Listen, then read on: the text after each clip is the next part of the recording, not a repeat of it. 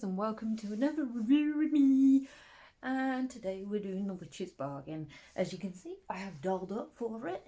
It's like, Oh, wondered where none of Vera's curtains went. thanks, creepy. It's been, well, isn't it nice to have you back, you little... Anyway, as you can see, Creepy has finally returned to me after a long stint in his kidnapper's house. I say her house. Anything you'd like to share? You took me away from happiness, you bitch. They had Look, I did Jaffa try and get you back. There was no, I didn't give it a go, or I didn't Oh, you're not try, I listening. I did my didn't want to best. come back. You know, got Jaffa cakes and uranium, seriously, what the? Yeah, that was Oh, Bob. it's for Bob. Okay, fair enough then. But the Jaffa cakes and the cookies, they're obviously for you. I mean, the kidnappers broke down to me on the phone. They says they haven't been able to eat anything sweet in weeks. By the way, what's this I hear about a little old lady? The bitch gave me a toothbrush for Halloween. And my trick-or-treat back. Great. Okay. So, without further ado, I'm going to talk to you about The Witch's Bargain by Bella Dean Joyner, who has done an amazing job at giving me nightmares for the rest of my existence. Thank you. No, in all seriousness, it is an incredibly good piece of writing. 58 pages, and usually it takes me forever to read a book, but oh my god, I literally wolfed that down. I rammed through that book in an hour. It is intense, it's suspenseful, it's very mysterious. I mean, I have so many questions, so many bloody questions about the story, about the characters. I mean, it follows, well, you start off with a car accident and a guy that's mangled to pieces called Torben, and he's meant to be in the car with his wife and daughter. Things get really messed up when he wakes up in hospital and you find out that he was in a coma, but he has no injuries from the accident, and he's completely fine. And the whole incident that happened in chapter 1 is completely wiped, so he's got no brain injury, so his head was bloody well broken open. That's not a problem anymore. He hasn't got any broken bones. The only thing he suffered was a coma. However, his daughter and his wife Samantha both died in the collision. It was also said that they don't know what they hit. He can't remember the accident. He can't remember why they were driving. He can't remember how exactly everything happens. Everything is very much shrouded in mystery at the very beginning of this story. But there is a lot of eerie presence in it. It's very creepy.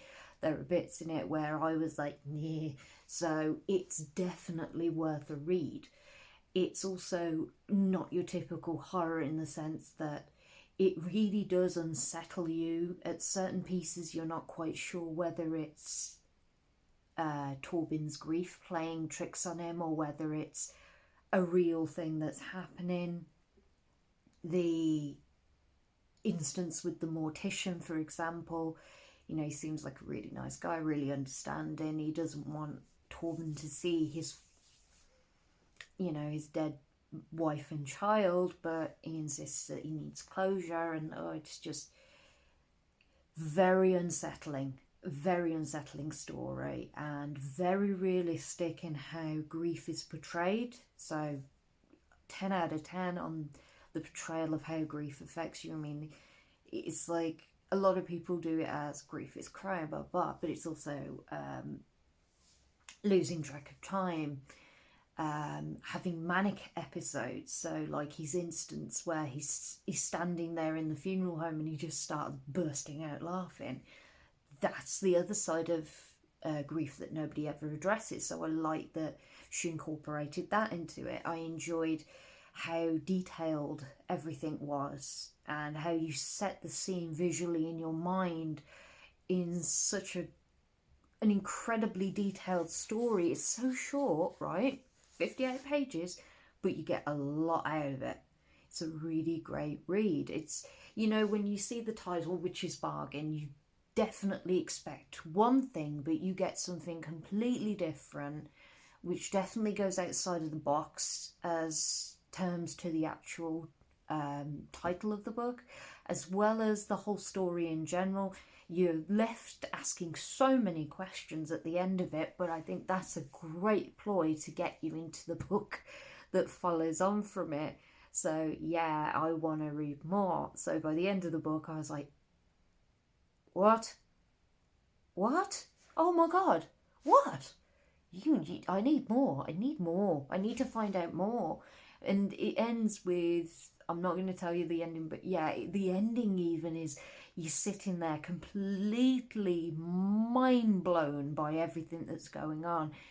And it leaves you really craving more of the series. It makes you want to go delving in deeper. It leaves you, like I say, with this hunger to get more, to invest more time into what's going on. Why did Torben end up in this situation? Why was Torben chosen? How did the Legion play into this? What is the mortician's role in it? So, like, as a mortician, was he always the creature in the? It's very complex, but the dialogue, the structure, the atmosphere, it's all there, and it's all in one tight book. The fact that she managed to squeeze all this detail and all of this storyline into 58 pages is fascinating for me, because I struggle with that kind of ability to be so detailed in such a short space. It's why 1,000-word stories tend to be my Achilles heel sometimes, because I want a whole story to go into this, entire plot there and then, but I always seem to struggle to find the words, or I repeat myself 1,700 times, or I'll look through my script and go, oh god, I've used that, there's got to be another word for darkness, and yet not once did I see a repeat word. The entire story had a wide variety of vocabulary, and it really did kind of make me feel like, oh my god, I need to up my game, because it is so beautifully described. The setting is there and the plot is incredibly advanced.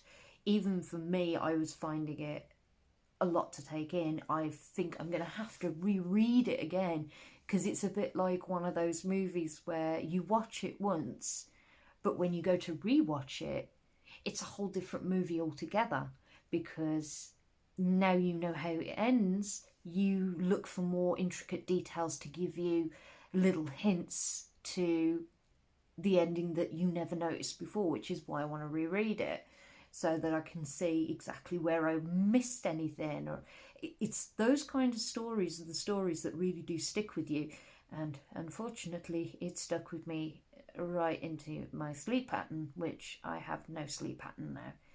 Yeah, so I was having nightmares about things stuck up against the window. It was not good. But it's also a good sign of a great horror book when it invades your mind like that, because if it invades your mind, there's that feeling of dread that you get when you're in this nightmare that's being caused by a book. You know for a fact that it's going to stay in your mind to the point where you're going, oh my god, I really need to get to the sequel right now. I need to do it. So definitely worth it. What do you think, Creepy? The creatures were really messed up with the gangly legs and the bodies. Yeah, okay, that's the one thing, bodies. definitely. Oh, while we're here, shall we address something that I think most people are trying to find out from me at the moment about this boyfriend of yours? You mean my special bun bun? Oh, that's private. We don't speak about that. So, do you think this is definitely something that you... Definitely something. He's my soulmate. Okay, I'm not I'll gonna be his say anything. I'll alibi. leave it at that. Well, it looks like you seem very okay with the idea of having one, so As long as I'm not going to get, murdered in my own house, I am more than happy to support you with this lovely little relationship that you seem to have committed to without knowledge, as well as committed to whilst you were kidnapped, which it should be worrying, but it's you, so I don't care. Anyway, guys, I will leave you with the thoughts about The Witch's Bargain. It's available now on Kindle, I think, and it's also going to be available on paperback on the 11th of January, which is my birthday.